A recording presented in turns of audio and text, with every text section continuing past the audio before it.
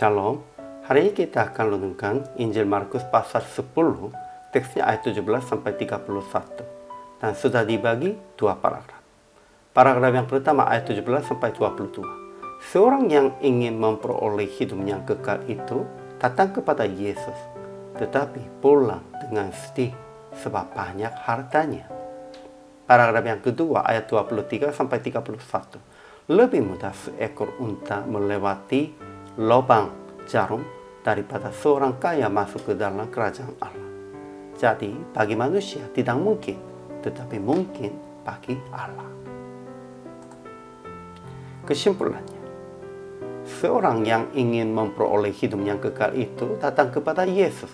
Dia adalah orang kaya dan dia hidup sesuai dengan didikan hukum Taurat sejak masa muda.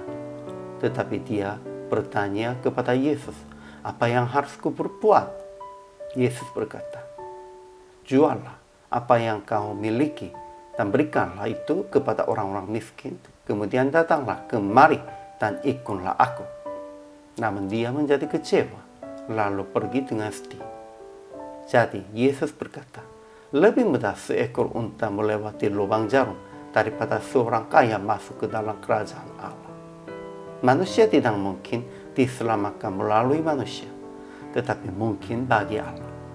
Yesus janji akan menerima kembali 100 kali lipat dan hidup yang kekal kepada mereka yang meninggalkan rumahnya, keluarganya, dan ladangnya karena Injil. Ajaran tentang Allahnya. Pertama, Yesus tidak mau disebutkan guru yang baik, dan ia berkata, tak seorang pun yang baik selain daripada Allah saja. Hanya Allah sajanya yang baik. Kedua, Yesus mengajak seorang yang bertanya tentang hidup yang kekal akan mengikutinya setelah jual semua miliknya dan berikan itu kepada orang-orang miskinnya. Tetapi dia pergi dengan sedih karena banyak hartanya. Ketiga, menurut Yesus, lebih mudah seekor unta melewati lubang jarum daripada seorang kaya masuk ke dalam kerajaan Allah. Hal itu bagi manusia tidak mungkin, tetapi mungkin bagi Allah.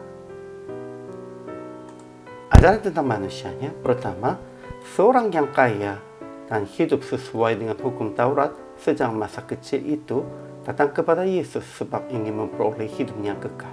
Tetapi ia menjadi kecewa, lalu pergi dengan sedih karena banyak harta. Soal hartanya. Kedua, Petrus berkata, kami ini telah meninggalkan segala sesuatu dan mengikut engkau, dan dapat janji akan menerima kembali 100 kali lipat rumah, saudara laki-laki, saudara perempuan, ibu, anak, dan ladang, sekalipun disertai berbagai penganiayaan, dan pada zaman yang akan datang ia akan menerima hidup yang kekal. Kalau meninggalkan segala sesuatu, kita akan dapat 100 kali lipat. Tetapi tidak mau meninggalkan, kita akan turun ke neraka.